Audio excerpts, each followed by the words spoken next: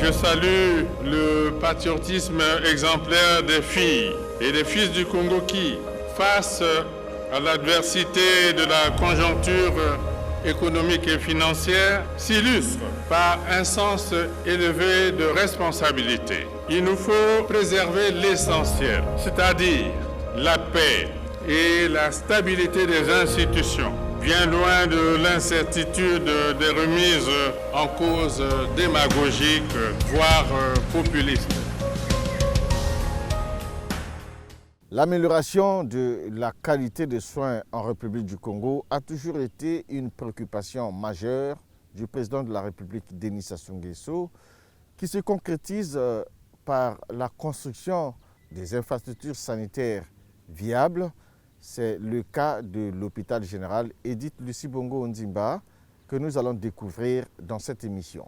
Nous recevons dans Éclairage aujourd'hui le professeur Donatien Moukassa. Il est donc le directeur général de cet hôpital. Professeur, bienvenue dans Éclairage. Merci, monsieur le journaliste, et bonjour.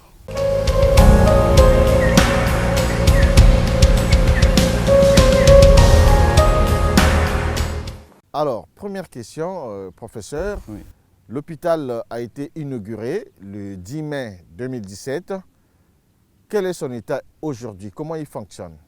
Un peu plus de 3 ans après son inauguration. Bien, alors il faut dire que le lancement d'abord des activités hospitalières a commencé en octobre 2016, fin octobre, début octobre, fin octobre 2016. Et c'était certainement juste l'avant-goût avant de commencer avec les activités de façon organisée. C'est pour ça qu'on fait référence au mois de mars 2017. En réalité, les activités avaient déjà commencé quelques temps avant. Alors, de cette date jusqu'à ce jour, quelles sont, est-ce qu'on peut poser la question, est-ce que les attentes qui avaient été misées sur cet hôpital, est-ce que les attentes sont comblées? Sont comblées, est-ce que c'est en train d'être fait? Alors, je pense que lorsqu'on regarde le plateau technique de cet établissement, à ce niveau-là, je pense qu'il n'y a rien à dire. C'est un plateau technique qui est assez convenable. Alors, dans les activités, lorsque nous avons pris les rênes de cet hôpital, notamment en septembre 2017, quelques temps après, nous avons mis en chantier les grandes orientations qui avaient été dites en rapport, bien sûr, avec les attentes. Je prends un exemple comme ça, puisque nous y reviendrons. L'activité, les soins d'hémodialyse, par exemple, c'était prévu. Aujourd'hui, ça se fait. Les activités de vidéoendoscopie, de vidéochirurgie, et même aujourd'hui, le centre de recherche en matière de pathologie infectieuse, tout ça, ça a été mis en route. Et nous verrons certainement de façon un peu plus structurée comment on est parti de cette date d'inauguration jusqu'à ce jour, notamment sur le plan institutionnel, notamment sur le plan du fonctionnement. Alors, professeur, l'hôpital général Edith Lucie Bongo Ondimba est situé à Oyo.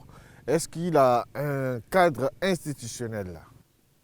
Oui, bien sûr. Alors, le cadre institutionnel, c'est la loi. Le premier document stratégique, c'est la loi qui crée l'hôpital. En septembre 2017, il y a eu une promulgation de la loi 2015 portant création, pas uniquement de l'hôpital général Edith Lucie Bongo Ondimba, mais de 6 établissements publics administratifs de santé de notre pays. Et donc, cette loi qui érige l'hôpital général Edith Lucie Bongo Ondimba au rang d'établissement public administratif de santé, doté d'une personnalité morale et d'une autonomie de gestion. Donc, un établissement dit de 3e niveau par rapport à notre pyramide sanitaire. 3e niveau. Le 3e niveau, c'est quoi? C'est s'étend des hôpitaux qui ont 4 missions fondamentales. La première, c'est le diagnostic et le traitement des soins continus et spécialisés. La deuxième mission, c'est la formation, et nous verrons pourquoi. La troisième mission, c'est la recherche, et la quatrième mission, c'est la participation aux activités de santé publique. Donc, par rapport à ces missions-là, on élève certains hôpitaux de notre pays au niveau 3, appelés des hôpitaux généraux, avec donc le statut des PASS. La nouveauté dans la création des statuts hospitaliers dans notre pays, notamment les hôpitaux publics dans notre pays, c'est d'avoir arrimé le comité de direction. Ça a été une innovation qui a été très intéressante parce qu'on a joint à côté du directeur général le président du comité de direction, qui dans le cas d'espèce est le professeur Alain Professeur Bouya, et qui va jouer un rôle important dans l'encadrement de l'exécution des tâches qui ont été préalablement, ou un plan d'action qui a été préalablement adopté lors des sessions ordinaires du comité de direction. Donc vous voyez, c'est une première innovation dans notre pays. Ça, c'est la deuxième innovation, c'est l'obligation d'élaborer des projets d'établissement. Il y a des projets d'établissement avec 3 volets. Un volet social, un volet médical et un volet administratif. Donc ces 3 volets-là sont tellement ficelés, tellement en harmonie, et ça permet de piloter stratégiquement les établissements dans notre pays. Donc ça, c'est la première des choses. La deuxième chose, c'est la convention. Parce qu'il fallait prendre en ligne de compte les droits et devoirs des travailleurs, des agents, que ce soit le corps soignant, le corps administratif ou encore le corps des services généraux. Donc tout ceci dans une convention conventionnelle qui a été adoptée unanimement entre les partenaires sociaux et la direction générale avec l'accord du comité de direction et du ministère en charge du travail dans notre pays. Donc il y a eu un arrêté autorisant cela. Donc ça, cette convention collective, applicable aux agents de l'hôpital est là aussi un soubassement juridique qu'il fallait avoir. Le troisième document, c'est le règlement intérieur des hôpitaux. Le règlement intérieur des hôpitaux, ici applicable à l'hôpital général Edith Lucie Bongo Ondimba, tiré d'un arrêté ministériel datant de 2014. Là également, ça a été quelque chose d'extraordinaire puisque ces 3 documents permettent si vous voulez, permettent d'encadrer juridiquement et administrativement l'activité hospitalière. Et professeur, quand on a fini de parler de l'organisation, on peut parler aussi des missions de cet hôpital. Alors, les missions, comme je l'ai dit tout à l'heure, qui ont été codifiées dans les statuts, la loi portant statut de création de l'hôpital, je l'ai dit, il y avait 4 missions fondamentales. Et le directeur général, dans sa nomination, puisque le directeur général est nommé au Conseil des ministres, avec le président du comité de direction, dans l'accompagnement de sa prise en service, il y a une lettre. Il y a une lettre qui est délivrée par le ministre en charge de la Santé, dans le cas d'espèce, Mme Lydia Jacqueline Mikolo, qui vous donne une lettre de mission, dans laquelle on vous dit ce que vous devez faire. Il s'agit notamment de la mission des soins.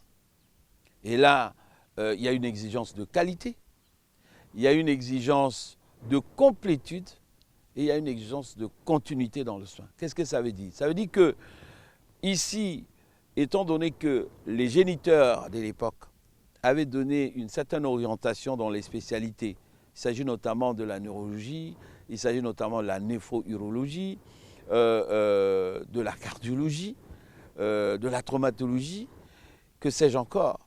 Donc, toutes ces orientations, le directeur général, le manager de l'hôpital, il doit rendre cela, si vous voulez, mettre en action toutes ces missions sur les soins.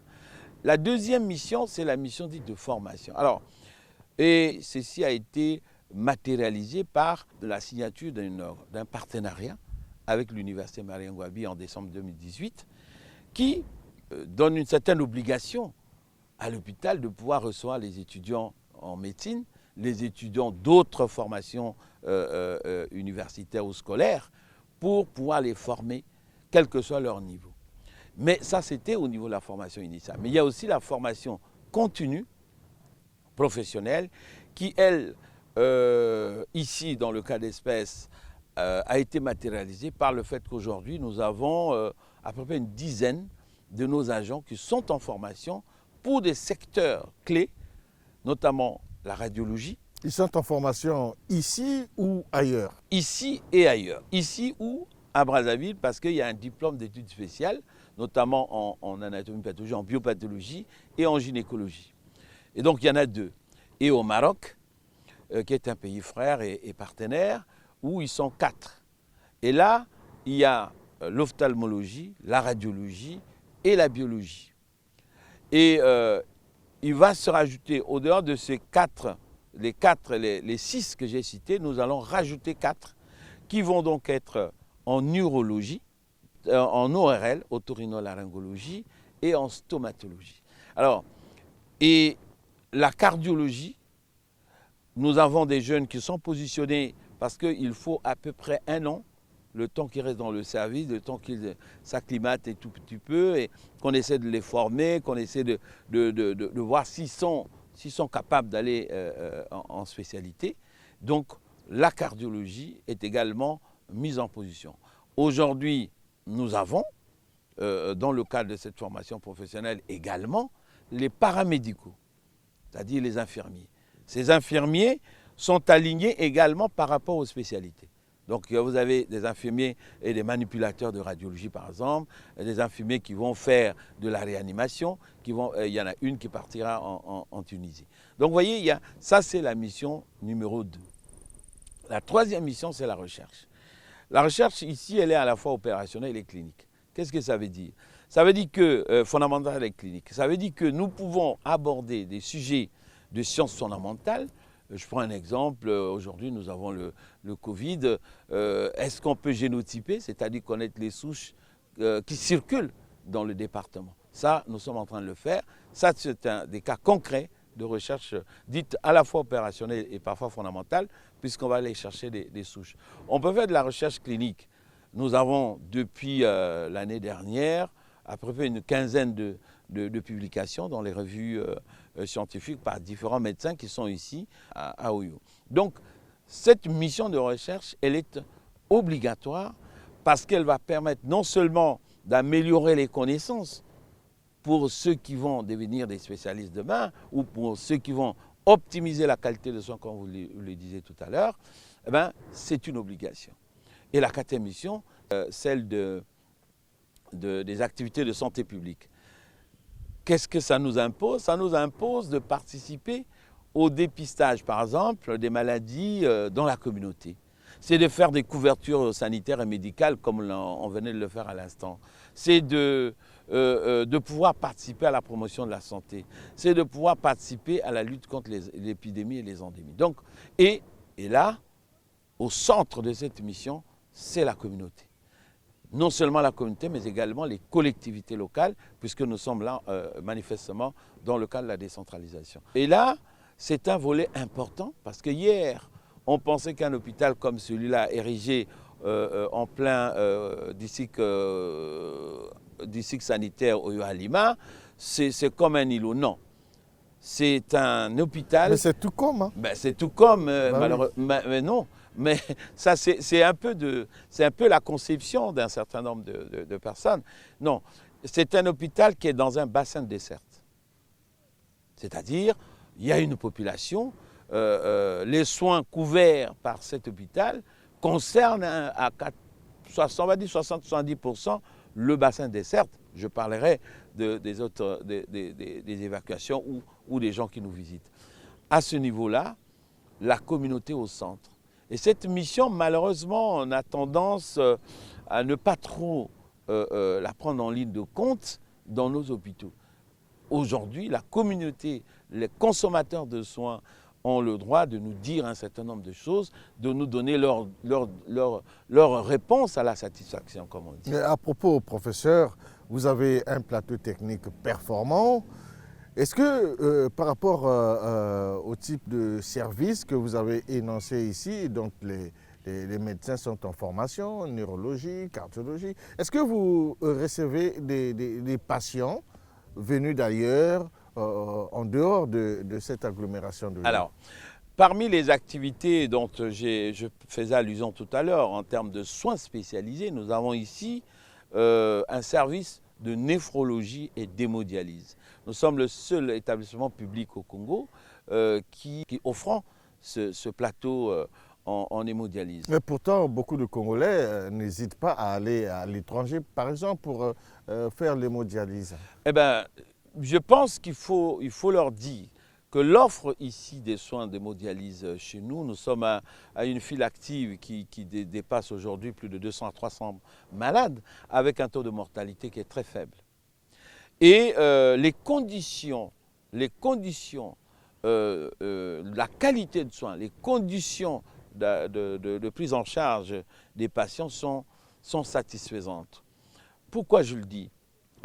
D'abord sur l'accessibilité financière, parce que ça peut être répulsif, l'accessibilité financière. L'accessibilité financière ici, un décret, le gouvernement a sorti un arrêté, fixant les modalités financières. Vous avez à la prise de contact, c'est-à-dire au premier contact avec le médecin, c'est 50 000 francs. On vous fait un bilan pour rechercher l'étiologie, la cause de votre maladie et les autres examens permettant finalement d'engager le processus de soins d'hémodialyse. À la deuxième séance, vous êtes à 25 000. Et au-delà de la troisième, 10 000, 10 000, 10 000. Là, en termes d'accessibilité, vous ne pouvez pas trouver mieux que cela.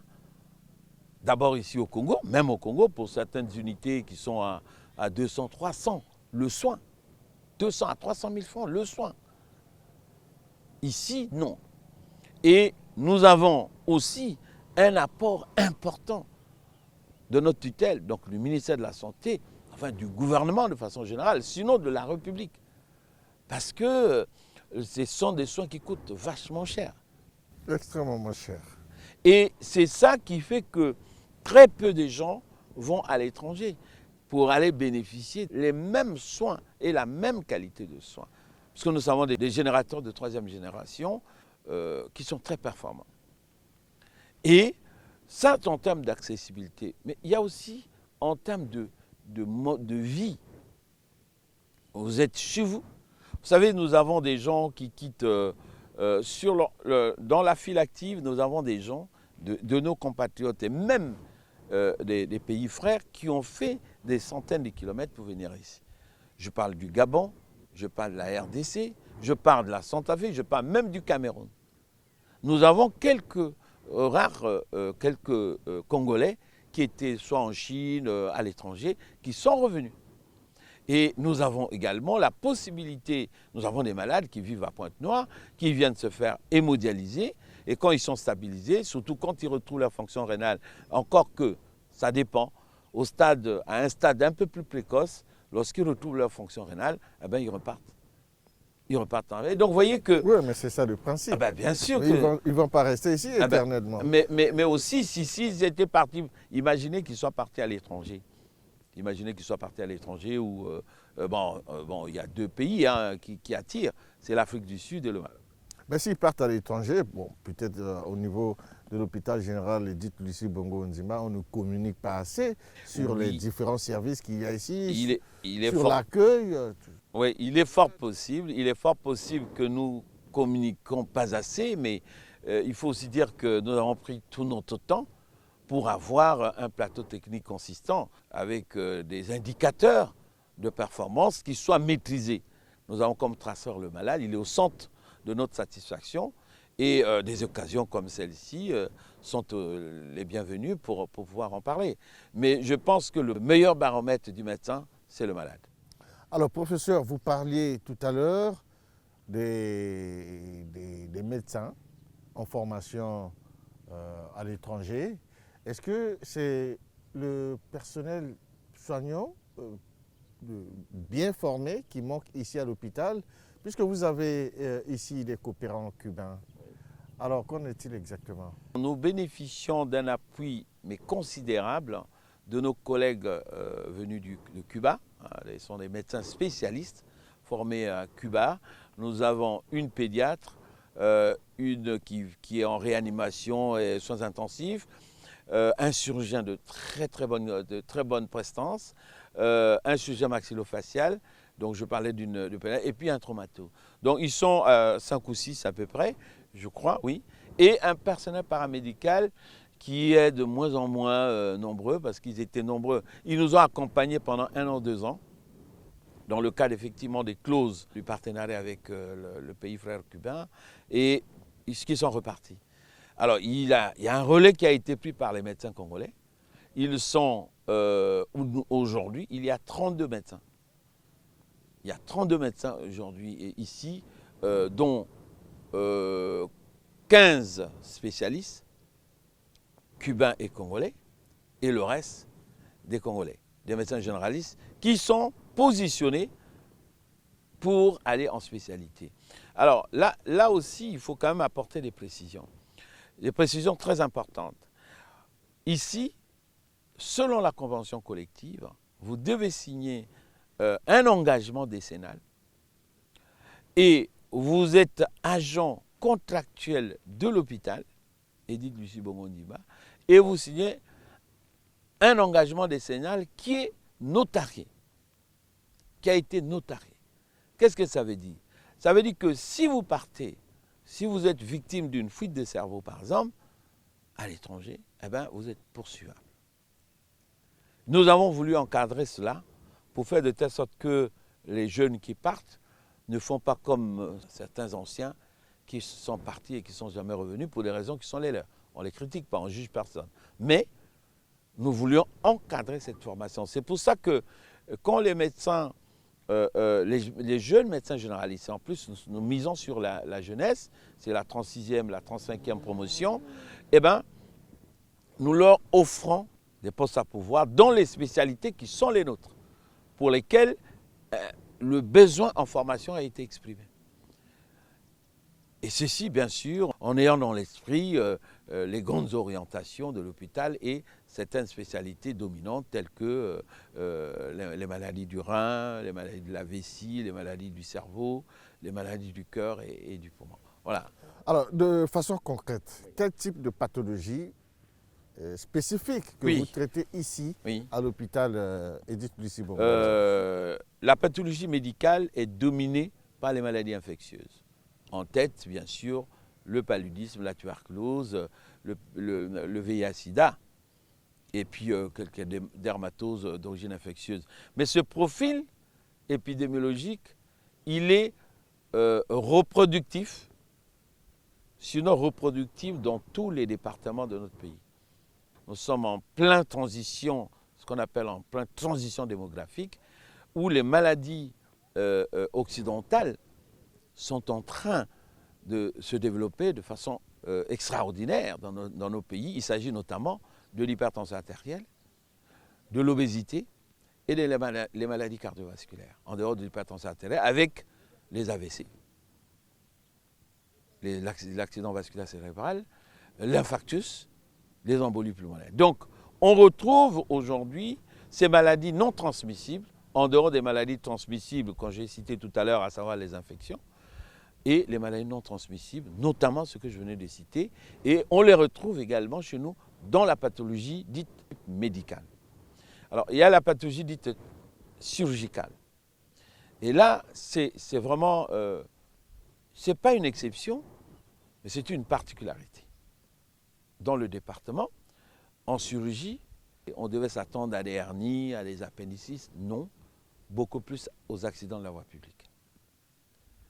Il y a beaucoup d'accidents de la voie publique, beaucoup d'accidents domestiques, occasionnant des traumatismes, notamment des fractures.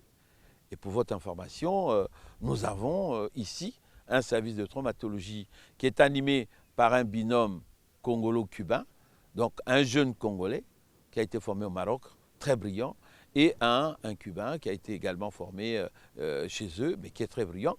Et ils ont fait poser des prothèses, ils ont commencé à poser des prothèses. Ce qui est bon, ça c'est au CHU, oui, mais ici, dans un hôpital général à l'Interland, c'est pas du tout, je pense que ça peut être une première. Vous voyez? Et il est fort possible que dans les jours à venir, puisqu'on a maintenant maîtrisé les prothèses de la hanche, on va peut-être faire poser une prothèse de genou. Et ça va être... Et non seulement cela, toujours en pathologie chirurgicale, on fait de la celluliochirurgie. C'est une pratique chirurgicale qui est moderne. Elle consiste à faire quoi? En quoi elle consiste? Elle consiste à utiliser, au lieu d'ouvrir le ventre, on va utiliser des canaux, des fibres, avec au bout une lumière de type laser pour pouvoir regarder la cavité abdominale et opérer sans ouvrir le ventre. Et ça se fait ici? Ça se fait à Oyo. Ça se fait à Oyo. C'est méconnu du grand public. Hein. Ah ben, écoutez, nous avons fait ici une celluliochirurgie sur la vésicule biliaire, par exemple, l'appendicite, les ovaires, les maladies, les tumeurs de l'ovaire. Ça a été fait ici et nous avons des images, il y a des témoignages là-dessus, oui. Alors, professeur, en parlant de tout ça, au départ, vous parlez de la recherche Oui. qui doit être faite ici. Oui. Alors, est-ce qu'on peut soupçonner une certaine mutation de l'hôpital général Edith Lucie Bongo Nzima en CHU, au centre hospitalier universitaire? Un hôpital général qui atteint un certain niveau en termes de technicité et qui est aussi animé par un personnel qualifié, peut être transformé en centre hospitalier universitaire. Est-ce que les conditions sont remplies pour y arriver? Je pense qu'aujourd'hui, nous ne pouvons pas hésiter. Il faut aller vers la transformation de certains hôpitaux qui présentent des qualités, une qualité de soins, qui présentent un plateau technique, qui présentent un personnel qualifié, des spécialistes et peut-être des enseignants, parce que moi je suis enseignant, même si je suis directeur général, mais il y a des jeunes spécialistes qui sont très compétents, pour lesquels on peut les recruter à l'université Malengoavi. Et aujourd'hui, l'université, pourquoi pas l'université Sassou Nguesso, puisqu'il y a une composante faculté sciences et techniques. Donc pour les gens qui font de la biologie fondamentale, étant ici, peut aller enseigner à l'université Denis Sassou Nguesso. Vous voyez? Donc je pense que nous devons être courageux, nous devons être ambitieux pour pouvoir amener ces hôpitaux vers ces établissements, un établissement universitaire. Ça a l'avantage, de promouvoir le développement des médecins vers des grades universitaires. Ça a l'avantage également de pouvoir d'être attractif. Je pense que du point de vue architectural, du point de vue du plateau technique, du point de vue de la qualité de soins, cet hôpital peut être transformé en centre hospitalier régional et universitaire. Mais transformer un hôpital général en CHU exige aussi d'énormes moyens financiers à mettre en jeu. Est-ce que l'hôpital général Edith Lucie Bongo a des moyens suffisants pour accomplir ses missions normalement et ses ambitions également? Bien, mais écoutez, il faut bien. Il faut bien. Il s'agit là d'une fonction régalienne à la santé. Et si nous les acteurs de terrain, les techniciens que nous sommes, nous avons tous les arguments qu'il faut, ben on va trouver les moyens pour cela. Alors, professeur, nous allons parler du personnel ici. Est-ce qu'il est bien traité? Est-ce que, puisque vous avez parlé d'une convention collective, ce personnel touche régulièrement son salaire? Bon, d'abord, la première des choses, c'est est-ce que cette convention collective est alignée aux attentes des partenaires sociaux? La réponse est oui. Parce qu'aujourd'hui... D'où vient-il qu'il y a récemment, oui, il y a une petite grogne. Ici, oui. Une grogne sociale. Oui, une petite grogne. Et comment vous avez pu régler cette situation? Alors, mais tout est parti d'un petit malentendu. C'était un malentendu. Un malentendu pendant que le personnel réclamait, je crois, 7 mois d'arrêt. Il y avait des arrêts avant. Ils étaient à peu près, on était en train d'aller vers 7 mois, effectivement. Et il était programmé 2 mois. Ils ont attendu 1 jour, 2 jours, et je pense que j'étais en mission à Brazzaville pour aller dénouer cette situation des 2 mois de salaire. Ça date il y a un peu quelque temps. Et petite chose a déclenché le fait que ça a duré une affaire, c'était vers 13h et à 17h, ils ont repris le boulot. Ça a duré quelques heures. Ça a duré quelques heures. Ce n'était pas une grogne comment on dit, chronique, non. C'était un effet, c'était totalement un épiphénomène, très éphémère, et ça a duré quelques heures, mais évidemment, ça tenait l'image. À l'heure d'aujourd'hui, tout est rentré. Alors, tout est rentré dans l'ordre. Pourquoi? Parce que, vous savez, dans la gestion des structures de santé, dans le management des hôpitaux aujourd'hui du 21e siècle, il faut miser sur la cogestion. En tout cas, professeur, merci d'avoir accepté notre invitation. Eh bien, bonne journée à vous. C'est moi qui vous remercie. Merci beaucoup, M. Obarki.